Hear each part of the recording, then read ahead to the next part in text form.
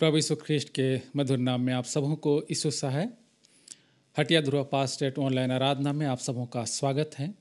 परमेश्वर को धन्यवाद के साथ उनकी नज़दीक आएँ और एक मन एक चित होकर प्रभु को पुकारने पाए। हम प्रार्थना करेंगे। जीवित दयालु महान पिता परमेश्वर, धन्यवाद देते हैं प्रभु, बीते जीवन समयों में आपने हम सबों को संभाल के रखा। बीते सालों समय में पिता स्थितियां विपरीत रही, लेकिन पिता आपने सचमुच अपने नज़दीक हम सबों के जीवन को बनाए रखा है। कलिशा होकर जीवित हैं प्रभु, और अपने जीवित परमेश्वर के नज़दीक पूरे मन से आना चाहते हैं। गीतों के द्वारा, वचनों और प्रार्थनाओं के द्वारा प्रभु तो इस आराधना में हमारी सहायता अगुवाई करें। हम इन स्थानों में जहाँ कहीं इस आराधना में जुड़ते हैं प्रभु, हमें से हर एक आपकी आत्मा के चलाए चले, ताकि हम सचमुच जब घुटने टेके तो प्रभु को अपने नज़दीक पाए और पूरे विश्वास के साथ उनके नज़दीक आपके नाम की महिमा सेवा स्तुति में अपने जीवन को अर्पण करने पाए। प्रभु हम सब अपने आप को आप ही के हाथों में सौंपते दुआ आपके बेटे हमारे प्रभु यीशु ख्रीस्ट के नाम से मांगते हैं, आमीन। इस समय गीत हम लोग गाएंगे, गीत नंबर 87, 87 नंबर गीत, 8 और 7।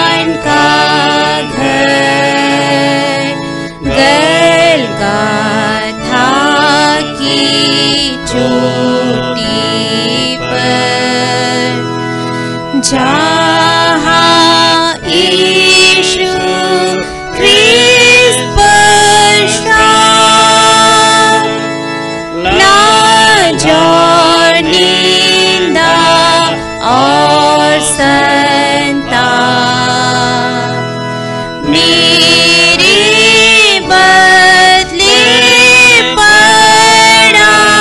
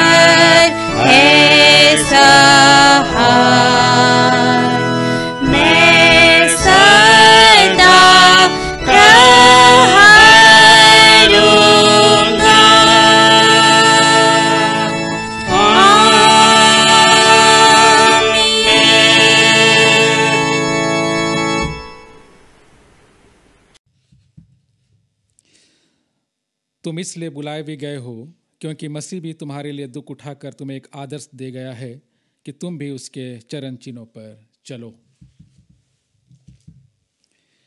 प्रभु यीशु ख्रीस्ट का अनुग्रह, परमेश्वर का प्रेम और पवित्र आत्मा की सहभागिता आप सबों के साथ रहे और आपके साथ भी रहे।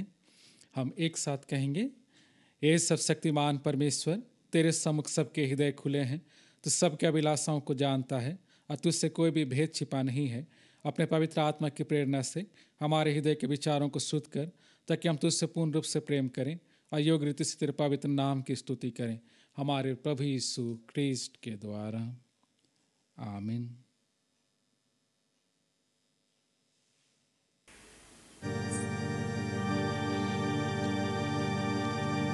स्वर्ग में परमेश्वर की महिमा,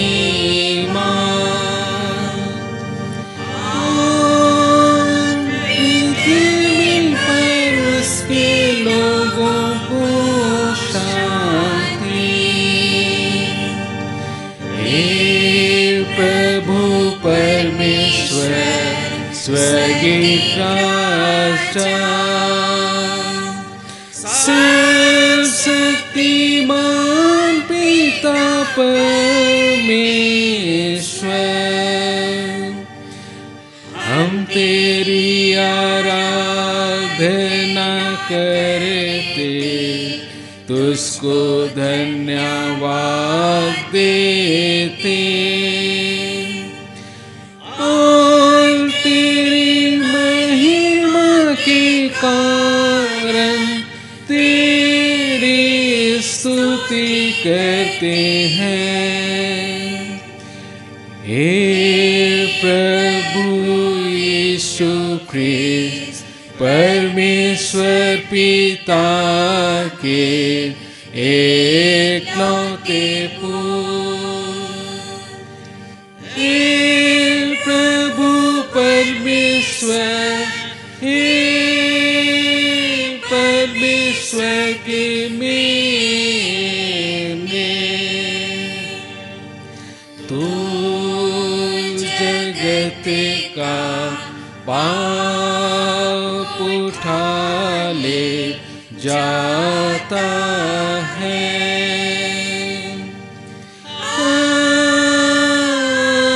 पर दया कर, तो पिता के दाहिनी ओर विराजमान है। हमारी प्रार्थना स्वीकार कर, क्योंकि केवल तू ही पवित्र है, तू ही प्रभु है, तू ही है यीशु ख्रीस्त पवित्र आत्मा के साथ, परमेश्वर पिता की महिमा में परम उच्च है। आमीन, आमीन, आमीन।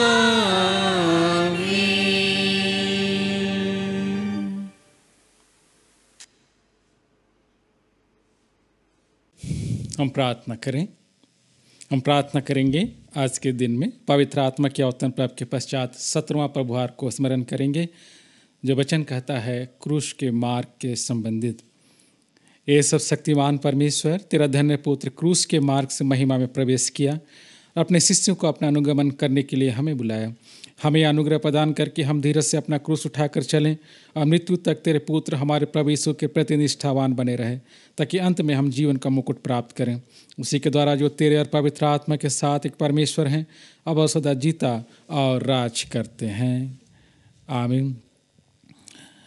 प्रार्थना करें। जीवित दयालु महान पिता परमेश्वर, धन्यवाद देते हैं प्रभु, हम एक कलीसिया होकर आपके नज़दीक, क्या बड़े क्या बुजुर्ग क्या माता पिता बच्चे आते हैं, क्योंकि हमने प्रभु आपकी आवाज़ को सुना, जैसे अब्राहम ने आपकी आवाज़ को सुना, मार्ग बनाए, कदम बढ़ाए, आपके आशीषों को पाया, घराने के रूप में, व्यक्तिगत जीवन के रूप में। प्रभु हमें से हर एक जितने इस हटियादुरा पास स्टेट और अपने कलीसिया में पिता एक परिवार के रूप में आते हैं, दुआ करते हैं हमारे बीच सदा मेल प्रेम और संगति बने रहे। लड़ाइयों को दूर कीजिए पिता, झगड़ों को और आपसी वैमनस्यताओं को दूर कीजिए, ताकि हम सब एक मन एक चित्त होकर प्रभु में बने रहें, प्रभु के नज़दीक बने रहने पाए। सबों को प्रभु आप ही के हाथों में सौंपते हैं। साथ ही साथ जो बीमार दुखित लोग हैं पिता, घरों में, अस्पताल में, उन सबों को आप ही के हाथों में सौंपते हैं। विशेषकर मिस्टर ओडिया को और मिस्टर अशीम होरो, मिस्टर अनुपम आयंद और मिस्टर बेंजामिन थोपनो और उनके पूरे परिवार को, और साथ ही साथ जितने पिता अन्य इस दुख तकलीफ पर कठिनाई के समय पीड़ित हैं, उन सबों को आप ही के हाथों में सौंपते हैं प्रभु, क्योंकि आप तो बड़े से बड़े रोगों को चंगाई देने वाले परमेश्वर हैं।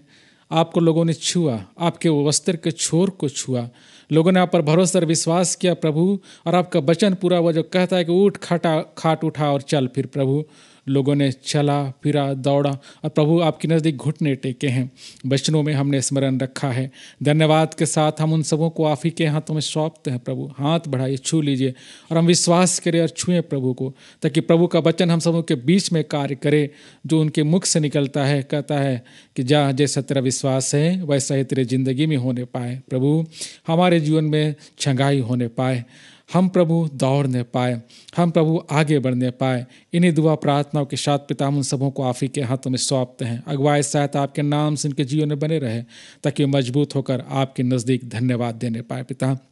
साथ ही साथ इन समय में पिता, जब पूरे संसार में महामारी फैलती है, लोग ग्रसित होते हैं पिता, मृत्यु के काल में समाते हैं, दुआ करते हैं उनकी आत्माओं की सुधि तो इस संसार में भी ले पाता है प्रभु, क्योंकि वो आज के दिन में आपके नज़दीक हैं।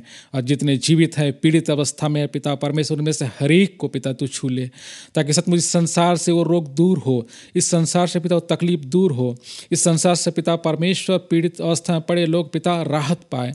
इन्हीं दुआओं के साथ पिता उन सबों को आप ही के हाथ में सौंपते हैं।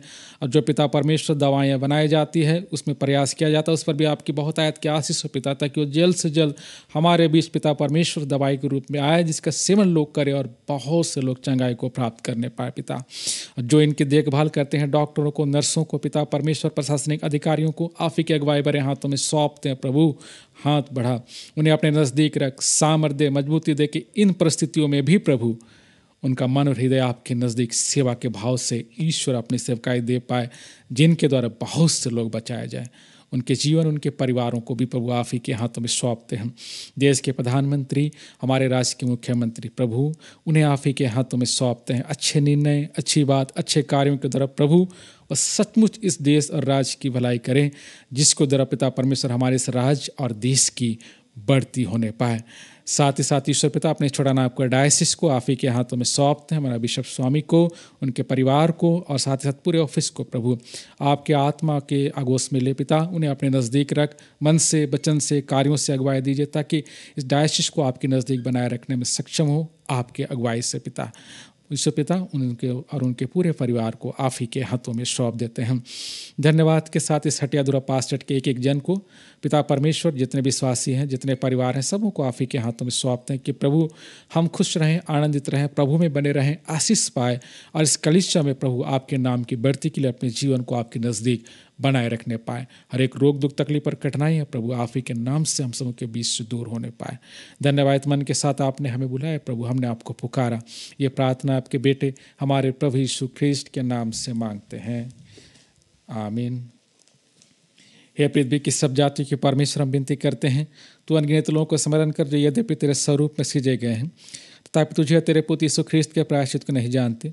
यह वर दे कि तेरे पवित्र कलिसिया की प्रार्थनाओं के द्वारा सारे मृत्यु धर्म और अविश्वास से छुड़ाए जाएं और तेरी सेवा करने के लिए आकर्षित किए जाएं। उन्हीं के द्वारा जिसने सारी मनुष्य जाति का पुनरुत्थान और जीवन होने के लिए भेजा है, अर्थात तेरा पुत्र हमारे प्रभु यीशु ख्रिस्त के द्वारा। आमीन। आज का ठहराया गया पहला पाठ वचन यशायाह नबी की पुस्तक अध्याय 53 पद संख्या 1 से 4।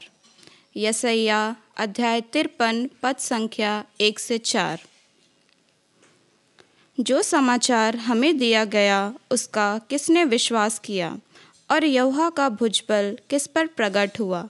क्योंकि वह उसके सामने अंकुर के समान और ऐसे जड़ के समान उगा जो निर्जल भूमि में फूट निकले। उसकी ना तो कुछ सुंदरता थी कि हम उसको देखते, और ना उसका रूप ही हमें ऐसा दिखाई पड़ा कि हम उसको चाहते। वह तुच्छ जाना जाता और मनुष्यों का त्याग हुआ था। वह दुखी पुरुष था, रोगी से उसकी जान पहचान थी, और लोग उसके मुख फेर लेते थे। वह तुच्छ जाना गया और हमने उसका मूल्य ना जाना। निश्चय उसने हमारे रोगों को सह लिया और हमें हमारे दुखों को उठा लिया। तो भी हमने उस परमेश्वर को मारा, कूटा और दुर्दशा में पड़ा हुआ समझा। अभी का पाठ समाप्त हुआ। यह परमेश्वर का वचन है।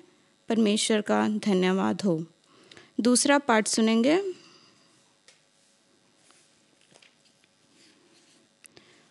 कुरिन्थियों के नाम पौलुस प्रेरित की दूसरी पत्री, अध्याय 4 पद संख्या 7 से 14।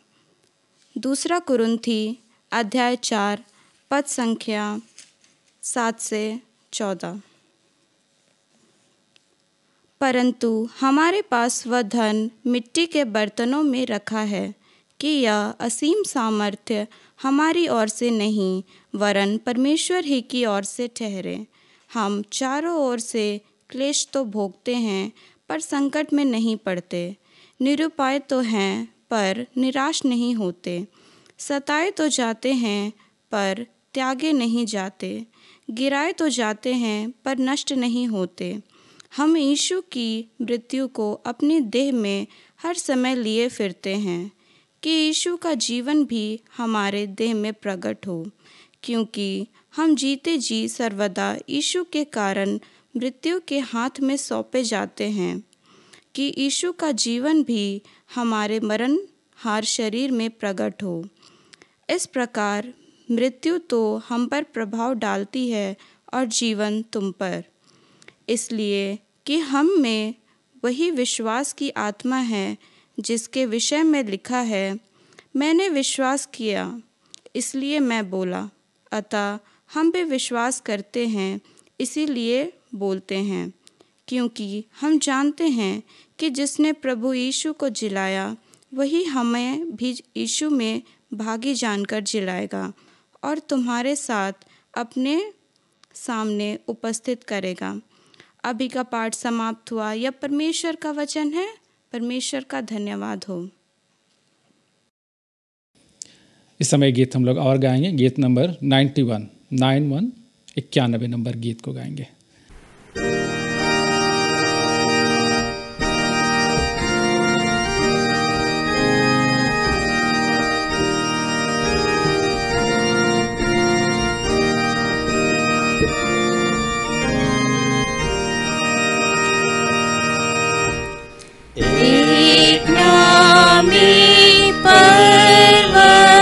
दूर में है यरूशलेम।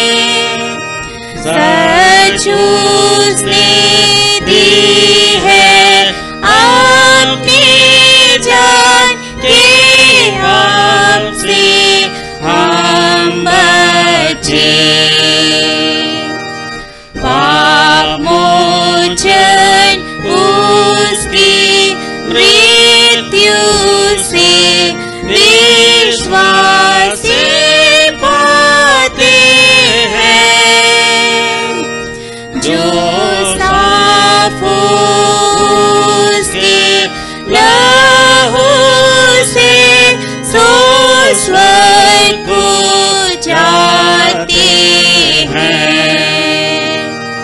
कौन दूसरा यीशु के समान दे सकता है निस्तार। केवल उसका बलिदान खोल देगा स्वर्ग का द्वार। जानकर के उसका प्रेम अपार, हम उससे प्रेम रखें और मान के उसका तारना नित उसके काम करें।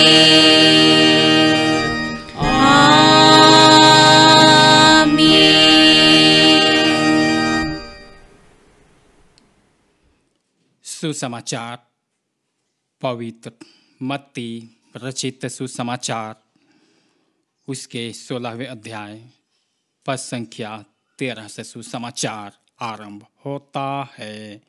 हे प्रभु यीशु ख्रिस्त, तेरी महिमा हो। सुसमाचार पवित्र मत्ती रचित सुसमाचार उसके 16वें अध्याय पद संख्या 13 से। यीशु कैसरिया फिलिप्पी के प्रदेश में आया और अपने चेलों से पूछने लगा, लोग मनुष्य के पुत्र को क्या कहते हैं? उन्होंने कहा, कुछ तो यूहन्ना बपतिस्मा देने वाला कहते हैं, और कुछ एलिया, और कुछ यिर्मयाह या भविष्यद्वक्ताओं में से कोई एक कहते हैं। उसने उनसे कहा, परंतु तुम मुझे क्या कहते हो? शमौन पतरस ने उत्तर दिया, तू जीवते परमेश्वर का पुत्र मसीह है। यीशु ने उसको उत्तर दिया, हे शमौन, योना के पुत्र, तू धन्य है, क्योंकि मांस और लहू से नहीं, परंतु मेरे पिता ने जो स्वर्ग में है यह बात तुझ पर प्रकट की है। और मैं भी तुझसे कहता हूँ कि तू पतरस है, और मैं इस पत्थर पर अपनी कलीसिया बनाऊंगा, और अधोलोक के फाटक उस पर प्रबल ना होंगे। मैं तुझे स्वर्ग के राज्य की कुंजियाँ दूंगा, और जो कुछ तू पृथ्वी पर बांधेगा वह स्वर्ग में बंधेगा, जो कुछ तू पृथ्वी पर खोलेगा वह स्वर्ग में खुलेगा। तब उसने चेलों को चिताया कि किसी से ना कहना कि मैं मसीह हूँ। उस समय से यीशु अपने चेलों को बताने लगा, अवश्य है कि मैं यरूशलेम को जाऊँ और पुरनियों और प्रधान याजकों और शास्त्रियों के हाथ से बहुत दुख उठाऊं और मार डाला जाऊं और तीसरे दिन जी उठूं। इस पर पतरस उससे अलग ले जाकर झिड़कने लगा, हे प्रभु परमेश्वर, ना करे, तेरे साथ ऐसा कभी ना होगा। उसने मुड़कर पतरस से कहा, हे शैतान, मेरे सामने से दूर हो जा, तू मेरे लिए ठोकर का कारण है, क्योंकि तू परमेश्वर की बातों पर नहीं परंतु मनुष्यों की बातों पर मन लगाता है। तब यीशु ने अपने चेलों से कहा, यदि कोई मेरे पीछे आना चाहे तो अपने आप का इनकार करे और अपना क्रूस उठाए और मेरे पीछे हो ले। यहाँ तक यह प्रभु यीशु ख्रिस्त का सुसमाचार है। हे प्रभु यीशु ख्रिस्त, तेरी स्तुति हो।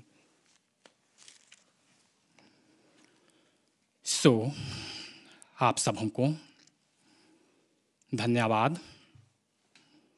और इसमें जबकि वचन पढ़ी जाती है और इन वचनों के साथ हम वचन में से ध्यान मनन भी करना चाहते हैं, और इसलिए वचन केवल सिर्फ पढ़ी ना जाए परंतु औरों को भी यह वचन बताया जाए कि परमेश्वर हम मनुष्यों से क्या कहना चाहता है।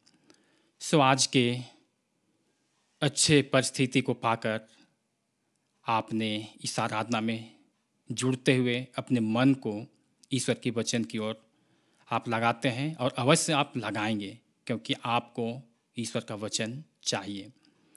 वैसे ही आज हमारे बीच में प्रभु ने हमारे बीच में जो कमियां थी उसे पूरी करने के लिए अपने वचन चेलों के माध्यम से या चेलों को भी उसने दी और औरों तक, देश के कोने कोने तक, विश्वव्यापी भी ये वचन सबके लिए दे दिया है। आज के इस वचन के अनुसार हमारा विषय होगा क्रूस का मार्ग। आज के हमारे इस पाठ के अनुसार, परमेश्वर के वचन के अनुसार विषय होगा क्रूस का मार्ग। तो क्रूस का मार्ग ये क्या है? शायद आज हम बहुत बातों में से और बहुत से शब्दों को समझते भी हैं, बहुत ऐसे बातों को सब लोग नहीं भी समझ पाते हैं, और निश्चय है कि सबके पास अपनी अपनी वह एक अनुभव है जिसके तहत लोग कुछ बातों को समझ तो लेते हैं, परंतु ये वचन सबको समझने के लिए परमेश्वर ने दिया है। तो जैसे क्रूस का मार्ग हम सीधे तौर पर कहना चाहेंगे तो क्रूस का अर्थ या उसका मतलब हम कहें दंड या यातना का स्थान या एक मुख्य साधन भी है लोगों को दंड देने का। और मार्ग रास्ता, रोड या कि फिर चलने का साधन, ऐसा। तो ये क्रूस का मार्ग खास करके अब तक के इस जीवन में कितने लोग क्रूस के मार्ग को चुनते हैं, कितने लोग क्रूस के मार्ग को जानते हैं और क्रूस का मार्ग का मतलब आखिर होता क्या है।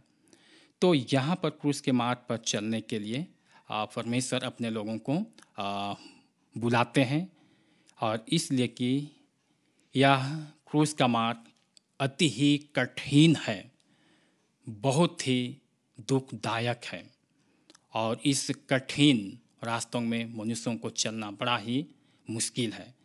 तो विशेषकर देखते हैं कि हम जितने संसार में मनुष्य पाए जाते हैं, हम उस यीशु नाम के उस व्यक्ति के समान शरीर में हैं, लेकिन हमारा सोच और विचार और शक्ति और सहन शक्ति हमारा बिल्कुल उनसे अलग है, क्योंकि वो ईश्वर हैं। इसलिए कि हम उनके सामने साधारण मनुष्य हैं और यीशु असाधारण व्यक्ति हैं। तो साधारण मनुष्य इस मार्ग पर चल सकता है, ये एक सवाल के रूप में भी है। तो आप जवाब देंगे, ये पूरे विश्व के लोग भी जवाब देंगे, आंसर में होगा नहीं, क्योंकि साधारण मनुष्य क्रूस के मार्ग पर चलना बड़ा ही कठिन है। और इसी को देखते हैं, अगर हम जमीन पर कई एक रास्ते हैं, या पृथ्वी पर जहां आप और हम निवास कर रहे हैं, यहाँ पर कई एक रास्ते हैं। इतने बड़े भूमंडल में विश्वव्यापी आप उन रास्तों का आंकड़ा नहीं निकाल पाएंगे।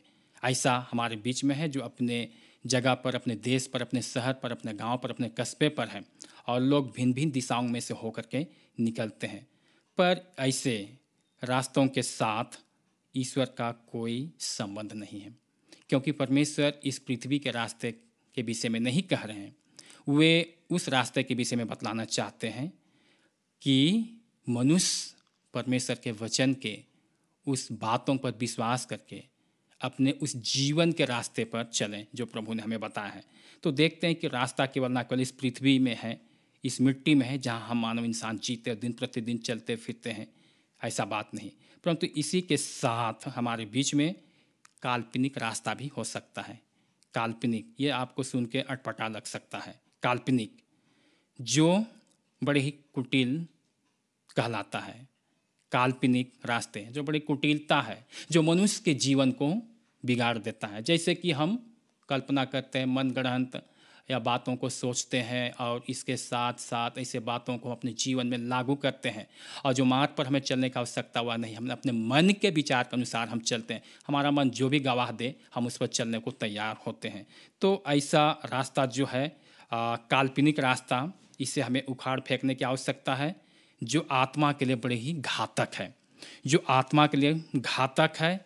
और उसके साथ साथ हम ये कह पाएंगे जो परमेश्वर का वचन है, जिस रास्ते पर हम चलना पसंद नहीं करते, इसका मतलब ये होता है कि हम अपने काल्पनिक रास्ता तैयार करके, अपने मन की इच्छा के अनुसार हम रास्ता तैयार करके चलते हैं। इसका मतलब हम आत्मिक पाप करते हैं, वह जो है ठट्ठा, इस तरीके से। तो यहाँ पर इस प्रकार की बातों को हम देख पा रहे हैं। अब यह है हमारे बीच में बहुत सी बातों के हिसाब से अंधविश्वास की रास्ता है ये, जो अपने हिसाब से हम चलते हैं।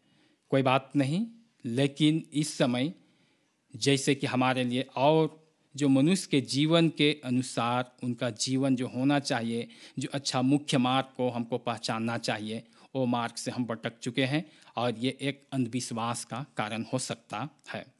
जैसे चोरी, झूठ, व्यभिचार, लालच, हत्या करना, झूठा गवाही देना, दोष लगाना, कोई बातों में संदेह करना, चुगली करना, झगड़ा करना, अभद्र व्यवहार करना, नशाखोरी जिसे हम नशेड़ी भी कहते हैं, किसी को ठगना, क्रोध करना, हिंसा करना, घमंड करना, अत्याचार करना, ये हमारे बीच में है। इससे बढ़ के और भी हैं जिन बातों को मैं सबको नहीं कह रहा हूँ, पर ऐसे ऐसे बातों से हमें क्या करना चाहिए, निकल जाना चाहिए।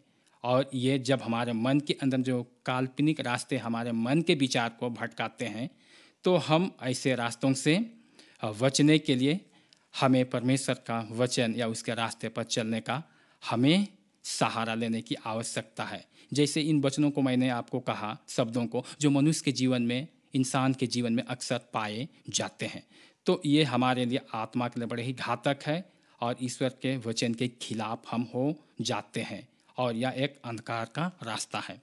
तो मनुष्य ज़्यादातर अक्सर यही रास्तों को पसंद करते हैं और अब भी ना केवल हमारे भारतवर्ष लेकिन विश्व में जितने लोग निवास कर रहे हैं ऐसे रास्तों को चुनते हैं और ऐसे रास्तों को चुनना उनको अच्छा लगता है, ऐसे रास्तों में चलना उनको अच्छा लगता है, उनको पसंद है और लोग इस रास्ते पर चलते हैं।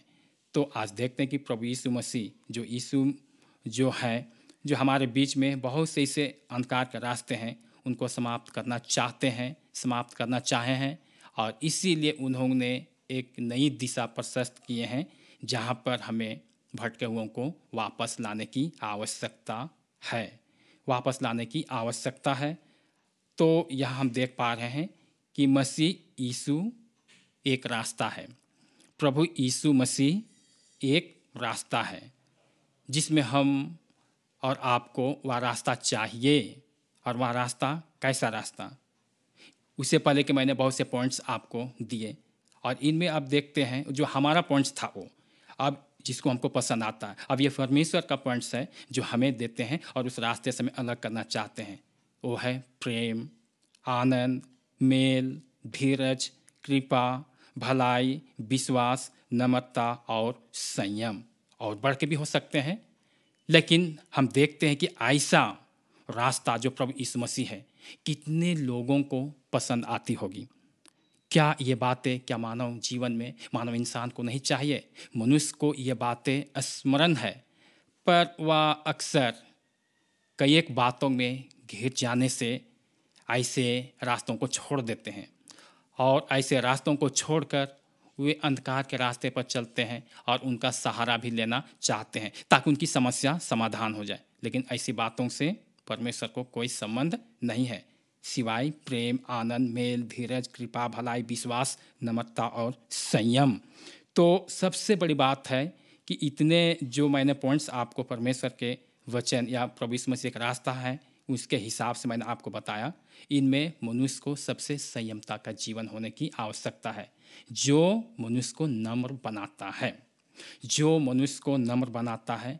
यदि ये संयम हमारे बीच में है तो प्रेम हमारे बीच में आप रूपी पैदा होंगे और ये प्रेम ऐसा चीज़ है कि प्रेम से सब कुछ को ढांपा जा सकता है, गलतियों को समाप्त किया जा सकता है। हम गलती नहीं करेंगे, इसके बहुत से पॉइंट्स आते आगे हैं, उससे हम अपने जीवन में देखते रहेंगे भी और आपका ये भलाई का कारण भी होगा। तो यहाँ पर न केवल प्रेम, आनंद, मेल, धीरज, कृपा, भलाई, विश्वास, नम्रता और संयम की आवश्यकता है, परंतु इस बातों के साथ हमारे लिए जब हम मसीह में आते हैं और मसीह हमारा ईश्वर है, तो हम मसीह में आने से पहले बड़े हो चाहे छोटे हों, चाहे बुजुर्ग हो, जिस भी साल, जिस भी परिस्थिति, जिस भी उम्र एज में वे अपने आप को प्रभु को दे देना चाहते हैं, तो वे विश्वास के साथ बपतिस्मा लेते हैं। और इन सब नियम को परमेश्वर ने नियुक्त किया है। और ये बपतिस्मा का मतलब होता है कि हम परमेश्वर के लिए अलग किए जाते, लेकिन इसका मतलब ये नहीं कि हम अलग किए जाते हैं और फिर हम वही चाल चलते हैं। ऐसी नहीं होनी चाहिए। तो यहाँ पर यीशु के दुख में भागी होना, बपतिस्मा का अर्थ होता है कि यीशु के दुख में भागी होना या कि फिर सीधता में चलना। और इसका मतलब ये भी होता है कि बपतिस्मा जब हम लेते हैं तो यीशु के साथ हम उनकी मृत्यु में गाड़े जाते हैं। यीशु के साथ उनकी मृत्यु में हम गाड़े जाते हैं। और जब बपतिस्मा लेकर पानी से बाहर निकलते हैं तो यीशु जो पुनरुत्थान हुआ तो हम भी उनके समानता में पुनरुत्थान होंगे। ये चीज़ तो बपतिस्मा का मतलब बहुत सा अर्थ होता है, लेकिन जो मुख्य बातें हैं जो मानव जीवन के लिए आवश्यक है, ऐसे बातों को हम लोग जो चाहिए उससे अपने जीवन हम हासिल करने का प्रयास करें। आज तो मसीही लोग सब बपतिस्मा पाए हुए लोग हैं, सब बपतिस्मा पाए हुए लोग। बहुत ऐसे मसीही लोग हैं जो कभी अपने परिवार में किसी बच्चे को छोड़ दिए हैं, अलग बात है, लेकिन उनका भी बपतिस्मा कराना अवश्य है। सो बपतिस्मा लेने का मतलब कि हम प्रभु के लिए हम अलग किए गए हैं और प्रभु के इच्छा के अनुसार हम उनके रास्तों में चलने का प्रयास करें। और इसी उद्देश्य के साथ हम सारी बैर भाव मलिनता को छोड़कर हम अलग किए गए हैं और उस अलग से हम अलगाव को जीत लें। ये प्रभु यीशु मसीह का उद्देश्य है और मानव जीवन में यही अति आवश्यक है। सो यीशु के साथ दफन होना या कि पुनरुत्थान में हम उनके साथ हम भी होंगे, ये हमें ज़रूरी है और ये विश्वास भी है। मसीहों का एक लक्ष्य है जो प्रभु यीशु मसीह ने सिखाया है। आज हम इसीलिए भी बपतिस्मा पाते हैं और बपतिस्मा इसीलिए भी हम लेते हैं। और बपतिस्मा लेना हम मसीह जीवन में अति ही आवश्यक है कि क्योंकि हमारा विश्वास यीशु पर है, जिसने हमें बताया कि सत्य मार्ग और जीवन मैं हूँ, मेरे बिना कोई पिता के पास नहीं पहुँच सकता है। तो कहना चाहिए यीशु सच्चा है, वही रास्ता है और वही जीवन भी है। जीवन अर्थात कि श्वास जो आप ले रहे हैं मैं भी ले रहा हूँ और ये जीवन के साथ हम सभी जन जीवित हैं। और जिस देह को ईश्वर ने हमें दिया है, आज भी हम अपने आप को खड़े देखते, काम करते देखते, मतलब हर परिस्थिति में हम जीवित पाए जाते हैं। रास्ता वही है जो उनके वचन को हम पालन करें। ये आपका एक रास्ता है कि यीशु के पीछे हम चलते रहें। और सत्य वही है कि हमारा वह परम पवित्र ईश्वर हैं। तो इस तरीके से देखते हैं कि हम यीशु को सत्य मार्ग और जीवन के रूप में, और ये रास्ता हमें अपनानी चाहिए, न केवल मसीहों के लिए परंतु विश्व के कोने कोने पर ये वचन, ये रास्ता तैयार करने के लिए आपको, हमें और किन्हीं को प्रेरित करके प्रभु ने भेज दिया कि जाओ जगत के कोने कोने में मेरा नाम का सुसमाचार वचन प्रचार करो और जिन आज्ञाओं को मैंने तुम्हें दिया है उससे मानना सिखाओ। ये एक अधिकृत वचन है जिससे परमेश्वर ने यीशु मसीह में अधिकृत कर उसे स्टाम्प लगा करके इस वचन में शक्ति दे करके भेजा है। और तब ये मिशन कार्य आज हमारे बीच में जारी है और औरों को भी ये वचन हमें बतलाने की आवश्यकता है। सो बपतिस्मा या कि फिर क्रूस का मार्ग या कि फिर बहुत ऐसी बातें पुनरुत्थान से संबंधित इत्यादि बातें हैं, ये मसीह जीवन के लिए क्या ही हमारे लिए कुछ हिसाब रखते हैं। इन मूल्यों को हमें जानने की आवश्यकता है। तो यहाँ आपके साथ मैं मुख्य बातों पर अब जाना चाहूँगा और बहुत थोड़ी देर के लिए मैं आपसे बातचीत करूँगा। तो क्रूस का मार्ग ये क्या है, मुख्य रूप से हमें समझने की आवश्यकता है। क्रूस का रास्ता अपने आप को स्वेच्छा से मसीह के लिए दे देना चाहिए। क्रूस का मार्ग अपने आप को स्वेच्छा से मसीह के लिए दे देना चाहिए। उसके मृत्यु में हमें भागी भी होना चाहिए। क्रूस का मार्ग का मतलब ये है। और क्रूस उठाना, इसका मतलब है बोझ या समस्या ये नहीं, परंतु इसका मतलब है बोझ या किसी समस्या में पड़ जाना। ये हमारा क्रूस उठाना नहीं है। परंतु क्रूस उठाना बीमारी, भूखमरी, गरीबी ये भी नहीं है, क्योंकि हमारे जीवन में ऐसे अक्सर पाए जाते हैं। विश्व में धनी संपन्न लोग भी हैं, गरीब लोग भी हैं और निचले तबके के भी लोग हैं, लेकिन सबके लिए वही मार्ग प्रभु ने तैयार किया है। तो हम क्रूस का मार्ग में जब चलते हैं तो अपने आप को स्वेच्छा से मसीह को दे देते हैं, इसलिए कि विश्वास यीशु पर है हमारा, और मसीह को हम अपने आप के देह, आत्मा, शरीर, विचार सब कुछ दे देते हैं। और जैसे उसने दुख सहा वैसे हमें भी उसके समानता में दुख सहने की आवश्यकता है। क्रूस उठाना इसका मतलब बोझ, समस्या ये नहीं है, या कि फिर क्रूस उठाना बीमारी, भूखमरी, गरीबी या कोई अन्य समस्याएं ये भी नहीं है, मैंने आपको पहले कहा। और क्रूस उठाना इसका सही मतलब ये है कि यीशु के अपमान जो हुए या तिरस्कार या दुख या मृत्यु जो हुए उनके समानता में हमें होना चाहिए।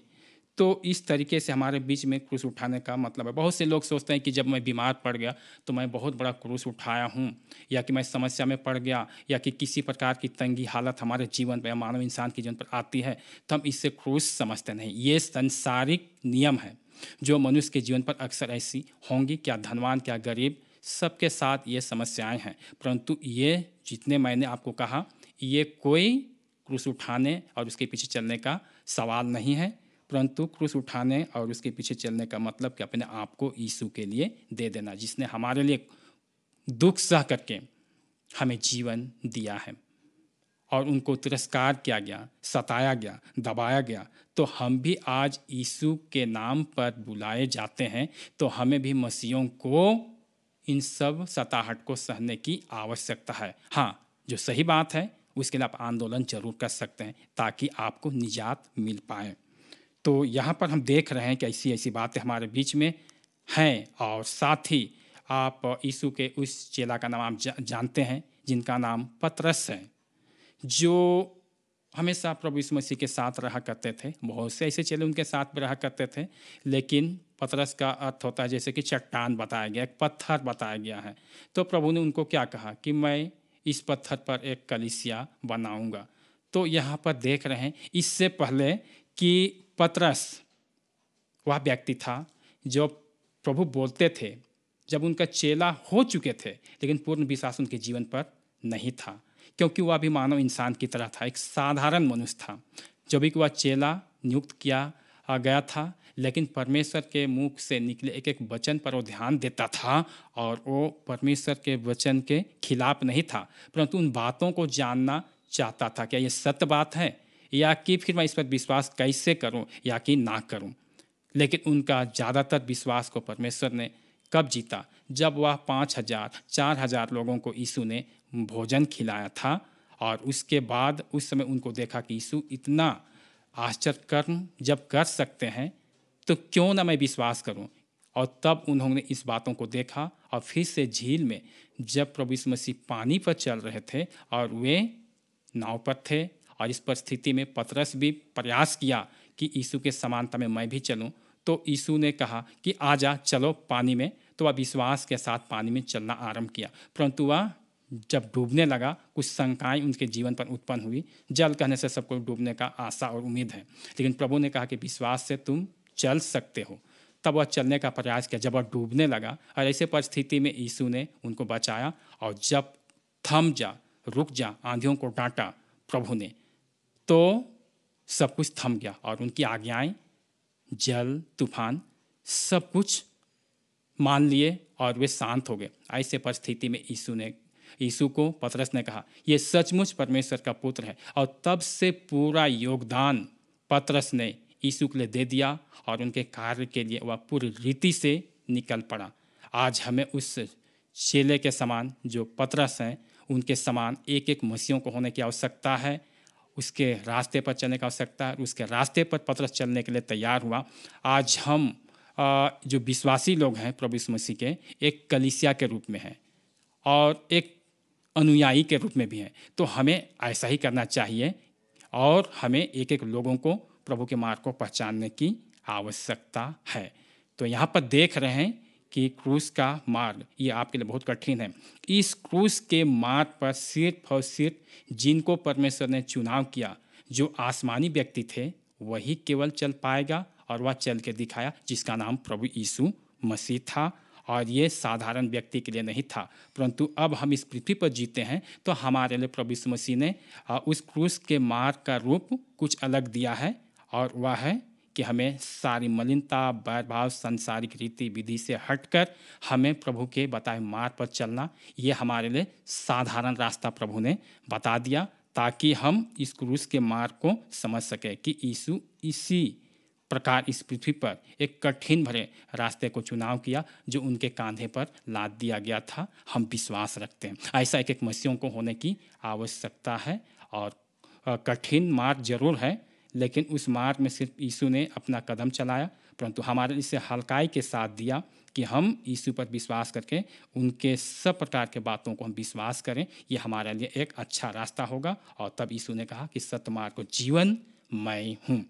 तो यहाँ पर हम देखते इतने वचन को हमने सुन लिया, और इतने वचन को सुनने के बाद हम कैसा समझ पा रहे हैं। हालांकि वचन आज केवल आप नहीं सुन रहे हैं, परंतु जब से आप मसीह बने हैं तब से आप बहुत से संदेशवाहकों के माध्यम से आपने परमेश्वर के वचन सुने हैं, और आज भी आप सुन रहे हैं, और अपने घर में परमेश्वर के वचन आप अध्ययन भी करते हैं। तो इनमें से आप कैसे कैसे बातों को सीखते हैं, आपकी समझदारी में कैसी बातें आपको पसंद आती हैं। तो ये आपके अंदर में एक चुनाव लेने की आवश्यकता है, और वह सटीक चुनाव। लेकिन इस समय जब हम मसीही हैं और मसीह होने के नाते बहुत बार ये वचन सुनते हैं, तो आपके लिए मैं ये सवाल एक दे रहा हूँ। इसे आप अपने घर में गौर मंथन करेंगे कि सच में या कि सही रूप से हम जो मसीह में बुलाए गए हैं, तो हमें कैसे रास्ते पर चलना चाहिए, और वह रास्ता कौन है जिनको हमें जानना जरूरी है। आज यही रास्तों को नहीं जानने से हम बहुत से अत्याचार के जीवन को देख रहे हैं, घमंड के जीवन को देख रहे हैं, अपस्वार्थ के जीवन को देख रहे हैं, मेल प्रेम का जीवन समाप्त होता चला जा रहा है, और हम लालच घमंड ऐसा कर रहे हैं, दोष लगा रहे हैं। ये रास्ता शैतान का रास्ता है। हम प्रभु के वचन सुनते हैं और महिमा करते हैं शैतान के लिए। तो ऐसा कदापि हमारे और आपके जीवन पर ना होने पाए। सो आपके लिए एक सूझबूझ का एक सवाल है, ये आप अपने घर में हल कर सकते हैं। ये आरामदायक सवाल है। मसीही लोग यीशु के लिए प्राण गंवा रहे हैं, क्यों या क्यों नहीं? मसीही लोग यीशु के लिए प्राण गंवा रहे हैं, क्यों और क्यों नहीं? ये सवाल पर आप जरूर गौर कीजिए, और अपने आप को आप पूछिए कि मैं जब मसीह में आया हूँ तो मेरे लिए रास्ता कैसा होना चाहिए। क्या मसीह ने इस पृथ्वी पर जब चला था तो उनके साथ कैसा रास्ता था? उनके पास वही एक रास्ता था, सच्चाई का रास्ता, और जो मनुष्य के जीवन में समाज में जो कुरीतियाँ पाई जाती है उसे हर संभव वो समाप्त करने का प्रयास किया। और आज भी बाइबिल में परमेश्वर का वचन है जो भरे पड़े हैं इसी प्रकार के उबड़ खाबड़ रास्ते को समतल करने का प्रयास किया। और ये बातें जब पूरी नहीं हुई तो उसने अपने चेलों को पहले से इंतजाम कर रखा था कि जो वचन मैं दूंगा उस रास्ते पर चलते हुए पूरे उबड़ खाबड़ रास्ते को साफ करेंगे, सीधा करेंगे, चौड़ा करेंगे। ऐसा तो इससे पहले कि हम यूहन्ना बपतिस्मा दाता को भी देखते हैं कि यीशु के आने से पहले उनको भेजा गया, और उससे पहले कि उसके वचन को दे करके कि आने वाले यीशु के लिए रास्ता साफ करें, ताकि लोग आने वाले ईश्वर पर विश्वास कर सकें। हालांकि इस समय ये वचन आप और हम सुन रहे हैं, लेकिन ये वचन सुनकर हम क्या यीशु पर विश्वास एकदम पूर्ण रीति से लाते हैं या रखते हैं? क्योंकि यूहन्ना तो यीशु को देखा था, लेकिन हम और आप यीशु को नहीं देखें। लेकिन बाइबिल वचन, जो ऐतिहासिक वचन, जो इस पृथ्वी पर ये घटनाएं घटी थी, वो बातें आज भी दर्ज है। क्या आपको बाइबिल पढ़ने से विश्वास है कि फिर हम किसी दूसरे की बाट जो हैं? ऐसा आपके जीवन में हो सकता है, लेकिन मैं कहता हूँ वचन की ओर से, उनके पक्ष में होकर के, कि सत्य मार्ग और जीवन प्रभु यीशु मसीह है, और इसी में मनुष्यों को भलाई है, और यही रास्ता है जो यीशु के पीछे में चलने की आवश्यकता है। कहने को तो बहुत कुछ है, लेकिन बस मैं इतना ही कह करके मैं आप सबों को धन्यवाद देता हूँ। और इस समय आइए इस वचन पर आप गौर करेंगे, और वचन को गौर करने के साथ अपने पारिवारिक दृष्टिकोण से आप अपने आप को, हमारी उम्मीद है परमेश्वर की वचन की ओर से, जहाँ गड़बड़ी है वहाँ जरूर आप सुधारेंगे। आइए हम प्रार्थना में जाएं। हम प्रार्थना करें। जीवन का प्रभु, हम धन्यवाद देते हैं आज के तेरे वचन के लिए जो हमने इस समय सुनकर हम लाभ उठाते हैं, और इसलिए कि यह वचन सबको जरूरी है। और जैसे कि हमारे लिए वह चेला पतरस जो तेरे वचन पर विवाद करता था, परंतु तेरे आश्चर्य कर्म को देखकर उन्होंने प्रभु जी विश्वास किया और तेरे रास्ते पर चलने का प्रयत्न किया और अपना सारा जीवन तेरा नाम से न्यौछावर किया है। आज भी ये वचन सुनने वालों को तू आशीष दे और अपने आप को तेरे लिए दे दे और तेरे बताए मार्ग पर चलते रहें, हमारे प्रभु यीशु ख्रिस्त के द्वारा, आमीन। आइए हम विवाह की पुकार सुने। श्री प्रणय प्रणीत एक्का, कुंवारा, उम्र 27 वर्ष, पिता स्वर्गीय प्रभुदान एक्का, पता तुपुदाना, रांची, हर्षेर, पेरिस, GEL कलिसिया का सदस्य, एवं सुश्री नेहा कस्तूरी लिंडा, कुंवारी, उम्र 24 वर्ष, पिता श्री अमर लिंडा, पता हवाई नगर, रांची, हटिया, धुरवा, वर्तमान हर्षेर पास्टर की सदस्य। आइए हम प्रार्थना में करें। सर्वशक्तिमान पिता, धन्यवाद देते हैं इन जोड़ों के नाम जिसे तूने एक पवित्र विवाह के साथ जोड़ना चाहा है। तू आशीष दे ताकि समय के साथ इनके पवित्र विवाह संपन्न की जा सके, आमीन। प्रेरितों का विश्वास वचन एक साथ कहें। मैं सर्वशक्तिमान पिता, स्वर्ग और पृथ्वी के सृष्टिकर्ता परमेश्वर पर विश्वास करता हूँ। मैं उसके इकलौते पुत्र हमारे प्रभु यीशु ख्रिस्त पर विश्वास करता हूँ। वह पवित्र आत्मा के सामर्थ्य से गैर में आया और कुंवारी मरियम से जन्मा। उसने पुण्य पिलातुस के शासन में दुख भोगा और क्रूस पर चढ़ाया गया, मरा और गाड़ा गया और मृतकों के लोक में उतरा। तीसरे दिन वह जी उठा, वह स्वर्ग पर चढ़ गया और पिता की दाहिनी ओर विराजमान है। वह जीवितों मृतों के न्याय करने को फिर आवेगा। मैं पवित्र आत्मा पर, पवित्र सौलों की कलिसिया पर, संतों की संगति, पापों की क्षमा, देह के पुनरुत्थान और अनंत जीवन पर विश्वास करता हूँ, आमीन।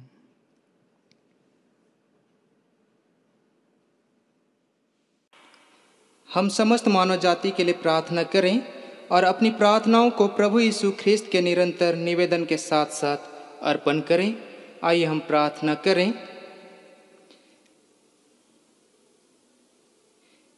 हे पिता, हम प्रार्थना करते हैं कि समस्त संसार में न्याय और शांति स्थापित हो और प्रत्येक व्यक्ति भरपूर जीवन प्राप्त करें। हे दयावान प्रभु, हमारी प्रार्थना सुन। उन सब लोगों के लिए जो इस हटिया ध्रुव पास्टेट में रहते हैं, उन सब बातों को दूर करने के लिए जिनसे आपसी फुट और झगड़े होते हैं, और हमारे देश में सच्ची एकता की बढ़ती के लिए। हे दयावान प्रभु, हमारी प्रार्थना सुन। उन सब लोगों के लिए जो कृषि उद्योग व्यापार में लगे हुए हैं, सब मजदूर कारीगरों के लिए, और उन सब के लिए भी जो अपनी सेवा से हमारी आवश्यकताओं की पूर्ति करते हैं। हे दयावान प्रभु, हमारी प्रार्थना सुन। अध्यापकों और छात्रों, वैज्ञानिकों, लेखकों और कलाकारों, और उन सब व्यक्तियों के लिए जो अन्य लोगों के विचारों और भावनाओं को प्रभावित करते हैं। हे दयावान प्रभु, हमारी प्रार्थना सुन। उन सब लोगों के लिए जो दुखी हैं, बेरोजगार हैं, भूखे प्यासे और दरिद्र और दलित हैं, बीमार और मरनसन हैं, और उन सब व्यक्तियों के लिए जो ऐसे लोगों की सेवा और सहायता करते हैं। हे दयावान प्रभु हमारी प्रार्थना सुन। हमारे तथा अन्य देशों के सब शासकों के लिए, विशेषकर हमारे राष्ट्रपति, प्रधानमंत्री, इस राज्य के राज्यपाल और मुख्यमंत्री और उनके लिए भी जो लोगों पर किसी प्रकार का अधिकार रखते हैं, हे दयावान प्रभु हमारी प्रार्थना सुन। सब मसीह समाज के एकता और मेल मिलाप के लिए और समस्त संसार में उनकी गवाही और सेवा कार्य के लिए, हे दयावान प्रभु हमारी प्रार्थना सुन। भारत में तेरी समस्त कलीसिया के लिए, हमारे भी सब बेबीबास के, हमारे पुरोहितगण और तेरी कलीसिया के सब अन्य धर्म सेवकों के लिए कि वे सच्चाई और लगन से तेरी सेवा करें, हे दयावान प्रभु हमारी प्रार्थना सुन। यह वर दे कि तेरे उन सब भक्तों के साथ जिन्होंने अपने जीवन में तेरी निष्ठापूर्वक सेवा की है, कि हमें तेरे राज्य के नित्य आनंद में सहभागी हो सकें, हे दयावान प्रभु हमारी प्रार्थना सुन। हे स्वर्गीय पिता, अपने राज्य को शीघ्र प्रकट कर और हमारी इन प्रार्थनाओं को सुन। हम तेरे पुत्र अपने प्रभु उद्धारकर्ता यीशु ख्रिस्त के नाम से यह मांगते हैं, आमीन आमीन आमीन।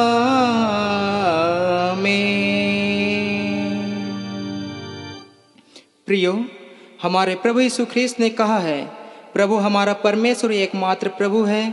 तू प्रभु अपने परमेश्वर को अपने संपूर्ण मन, संपूर्ण प्राण, संपूर्ण बुद्धि और संपूर्ण शक्ति से प्रेम कर। यह पहली आज्ञा है। दूसरी यह है, अपने पड़ोसी को अपने समान प्रेम कर। इनसे बड़ी और कोई आज्ञा नहीं है। परमेश्वर ने संसार से ऐसा प्रेम रखा कि उसने अपने इकलौता पुत्र यीशु ख्रिस्त दे दिया कि हमें पापों से बचाए, स्वर्ग में हमारे लिए निवेदन करता हो और हमें शाश्वत जीवन में पहुंचाए। इसलिए हम पछताव पर विश्वास के साथ अपने पापों का अंगीकार करें। हम परमेश्वर की कृपा से उसकी आज्ञाओं का पालन करने का और सब लोगों के साथ मेल मिलाप और प्रेम से रहने का दृढ़ संकल्प करें। हम एक साथ कहें, हे सर्वशक्तिमान परमेश्वर, हमारे स्वर्गीय पिता, हमने मन, वचन और कर्म से तेरे विरुद्ध और एक दूसरे के विरुद्ध पाप किया है। हमने अपनी अज्ञानता और दुर्बलता के कारण और जानबूझकर भी बुराई की है और भलाई करने में असफल रहे हैं। इन सब पापों के लिए हम सचमुच खेदित हैं और अंतःकरण से पश्चाताप करते हैं। तेरे पुत्र यीशु ख्रिस्त ने हमारे लिए अपने प्राण दिए। उसी के कारण हमने जो पाप किए उनको क्षमा कर और यह वर दे कि भविष्य में हम नया जीवन पाकर सदा तेरी सेवा करें, ताकि तेरे पवित्र नाम की महिमा हो। आमीन। सब शक्तिमान परमेश्वर उन सबको क्षमा करते हैं जो एक दूसरे को क्षमा करते और सच्चा पश्चाताप करते हैं। वो आप पर दया करें, आपके सब पापों को क्षमा करें, उनसे आपको छुटकारा दे और सब भले कामों में आपको स्थिर सबल करे और शाश्वत जीवन में बनाए रखे, हमारे प्रभु यीशु ख्रिस्त के द्वारा। आमीन। परमेश्वर का धन्यवाद हो। हम सब मिलकर ख्रिस्त की देह हैं। हम सब ने एक आत्मा द्वारा एक दिन बपतिस्मा लिया है। हम ऐसे कार्य में संलग्न रहे जिनसे शांति मिलती और एक दूसरे का निर्माण होता है। प्रभु की शांति सदा आप सबों के साथ रहे और आपके साथ भी रहे।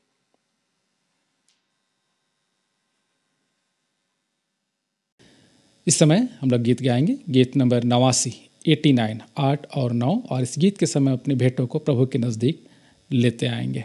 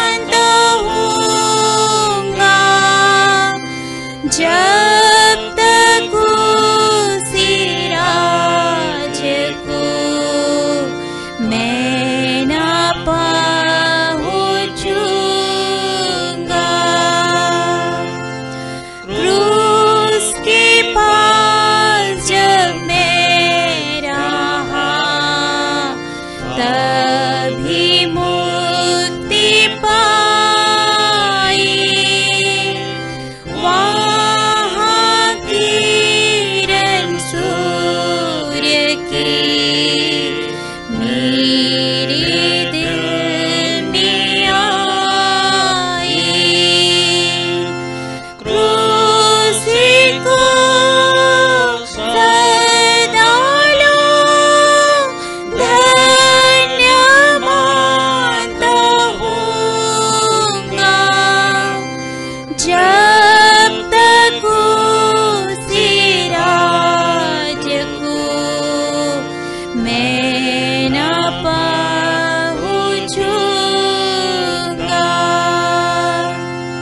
क्रूस के पास जब पहुँचे मुझे तेरी दया मेरे ऊपर सदा ही तेरे क्रूस की छाया। क्रूस को सदा लो धन्य मानता हूँगा, जब तक उसी राज को मैं न पहुँचूंगा। क्रूस के पास मैं रहूँगा, नीत भरोसा करके, जब तक मैं न देखूँगा सुख को तेरे घर के। क्रूस को सदा लो धन्य मानता हूँगा, जब तक उसी राज को मैं न पहुँचूंगा।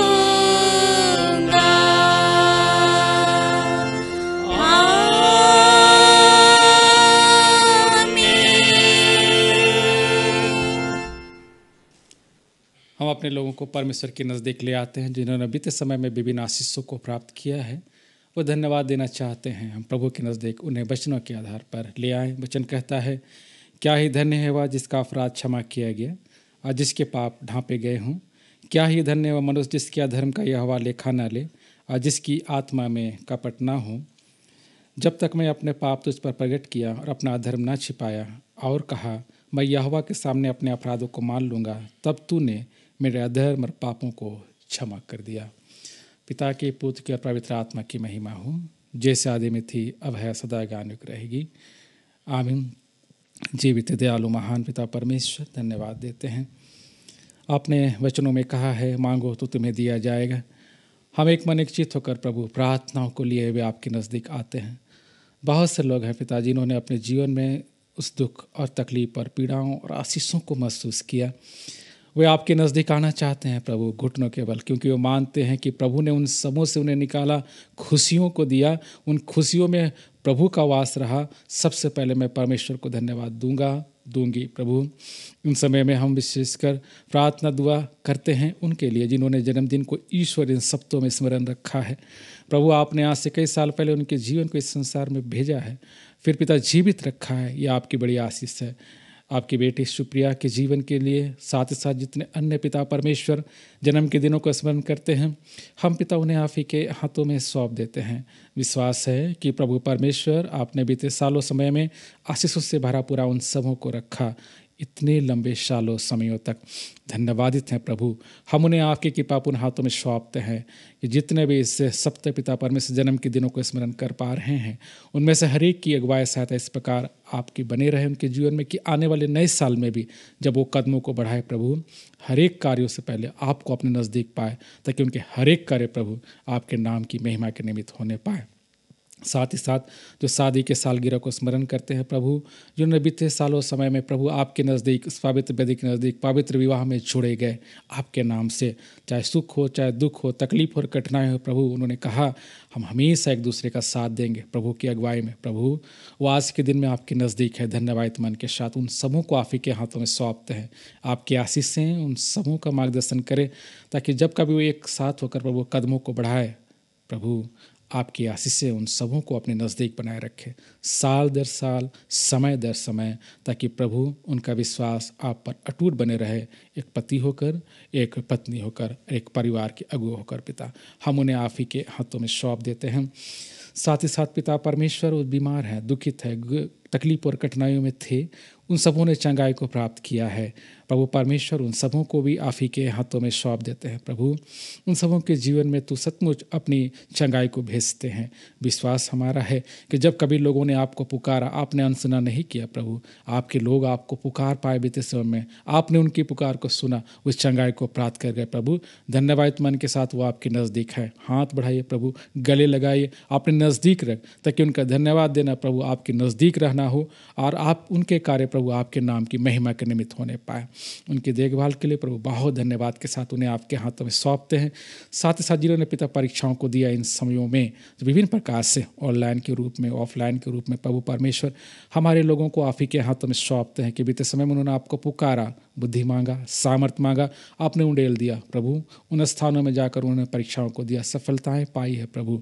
धन्यवाद हो। और पिता परमेश्वर, उन सबों को तू ग्रहण कर, क्योंकि आपने अगुवाई दिया, वो आपके नज़दीक है, तो प्रभु इसलिए कि आने वाले समय में उनका जीवन इन परीक्षाओं से पार होकर आपकी सेवकाई में अपने जीवन को सदा बनाए रखे। इन्हीं दुआओं प्रार्थनाओं के साथ पिता, परीक्षा देने वाले अपने बच्चों को, बड़ों को आप ही के हाथों में सौंप देते हैं। अगुवाई सहायता कीजिए। धन्यवाद के साथ हमने प्रार्थना में सबों को शामिल किया पिता, जिन्होंने पिता मांगा, नहीं भी मांगा, लेकिन हमने मांगा उनके जीवन के लिए प्रभु। विश्वास है आप उंडेल देंगे आशीष को।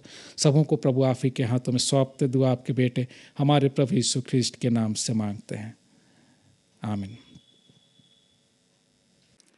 हम इन बेटों को और उनके साथ साथ अपने आप को परमेश्वर की महिमा के लिए अर्पित करेंगे। सब शक्तिमान परमेश्वर, जगत के सृष्टिकर्ता, सब से तुझसे ही प्राप्त होती है और तेरी संपत्ति में से हम तुझको भेंट चढ़ाते हैं। हम तुझसे विनती करते हैं कि तू इस दान को अपने नाम की महिमा और अपने लोगों की भलाई के लिए स्वीकार कर, हमारे प्रभु यीशु ख्रिस्ट के द्वारा, आमीन। हम प्रभु की प्रार्थना एक साथ कहेंगे।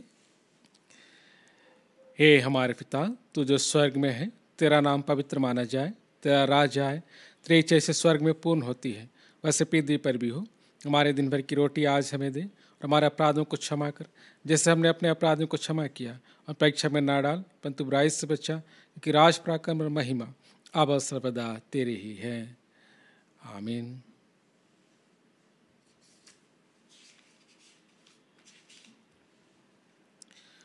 परमेश्वर की शांति जो सारे समझ से परे हैं, परमेश्वर के और उसके पुत्र हमारे प्रभु यीशु ख्रिस्त के ज्ञान और प्रेम में आपके हृदय विचारों को सुरक्षित रखे, और सर्वशक्तिमान परमेश्वर पिता, पुत्र और पवित्र आत्मा की आशीष आप पर हो और सदा सर्वदा आपके साथ बनी रहे, आमीन।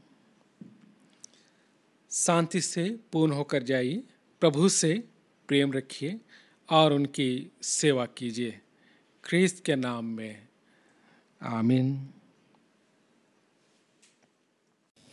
इस समय एक गीत के रूप में एक गीत हम लोग और गाएंगे।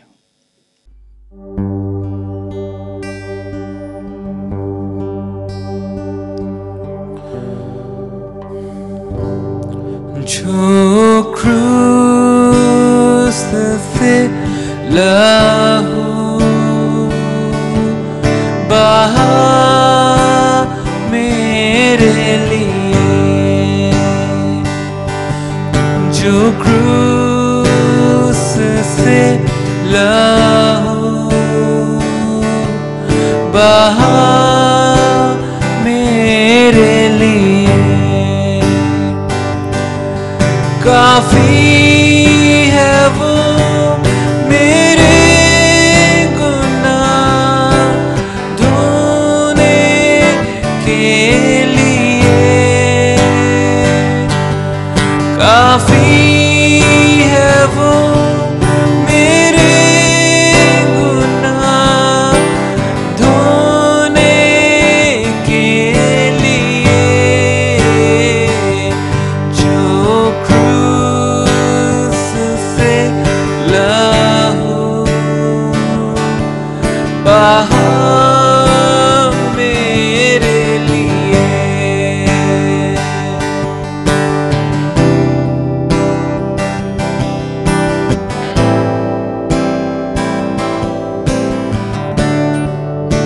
दुखों को मेरा वो उठा लिया, दुखों को मेरा वो उठा लिया, अपराधों के कारण वो घायल हुआ।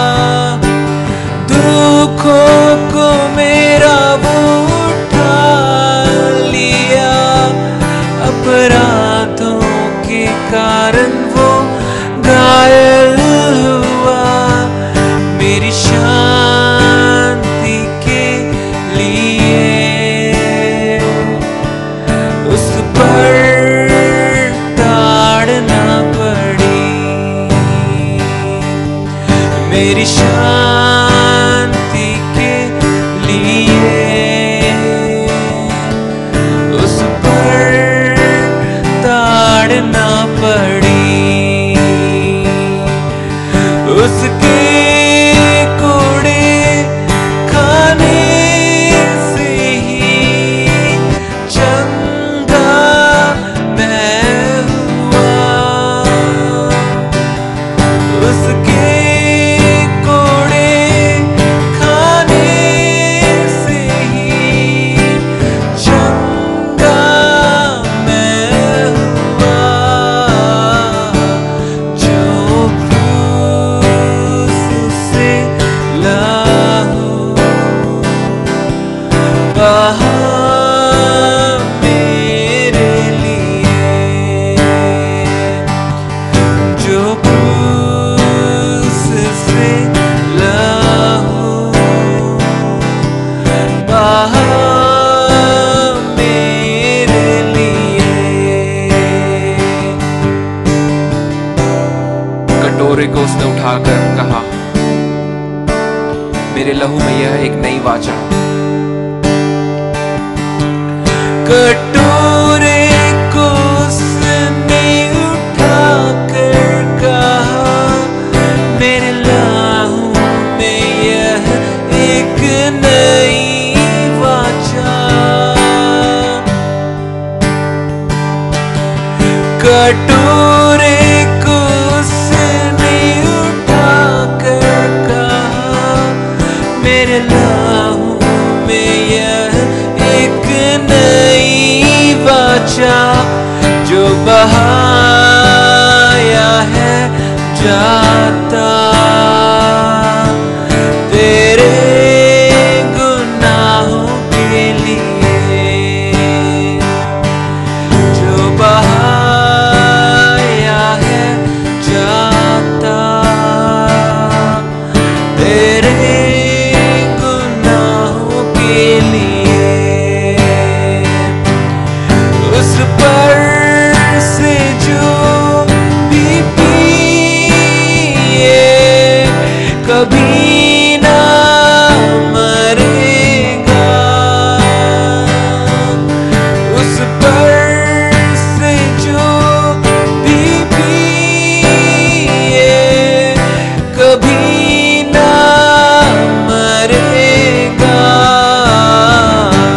जो क्रूस से लहू बहा मेरे लिए, जो क्रूस से लहू बहा मेरे लिए। हालेलुया।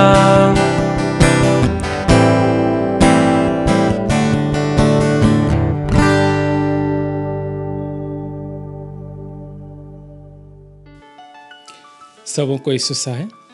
प्रभु ने कहा है मेरा जुआ सहज और हल्का है। और आज के दिन में हमने वचनों को भी सुना कि क्रूस आप उठाएं, उस मार्ग पर बने रहें। और प्रभु आज के दिन में आपसे हम सबसे यही चाहते हैं। हमने इस आराधना में अपनी उपस्थिति को देखकर प्रभु के उसी क्रूस को अपने जीवन में ढाला है, उठाया है कि हम प्रभु के लोग प्रभु के नज़दीक बने रहें। बहुत धन्यवाद आप सबों को। आपने इस आराधना में अपनी उपस्थिति दी। हमने एक मन एक चित होकर प्रभु के नज़दीक अपने जीवन को बनाए रखा। आशा है प्रभु की अगुवाई हम सबों के जीवन में आने वाले समय में भी निश्चित रूप से बने रहेगी। इसलिए मैं फिर से आप सबों से नम्र निवेदन करता हूँ, इस दुख तकलीफ और कठिनाइयों के समय में पिता की अगुवाई में आप बने रहिए, सुरक्षित रहिए और अपने जीवन को हर एक रोग और दुख और तकलीफों से दूर रखिए। ऐसे कार्य कीजिए ताकि जब आप चंगे रहेंगे तो हम स्वस्थ होकर प्रभु के नज़दीक आ पाएंगे, एक मन एक चित्त होकर, ऐसे ही जैसे आज हैं आगे भी मिलेंगे प्रभु के नाम से। प्रभु आप सबों को सुरक्षित रखे, खुश रखे और अपने नज़दीक बनाए रखे। फिर से आप सबों को यीशु मसीह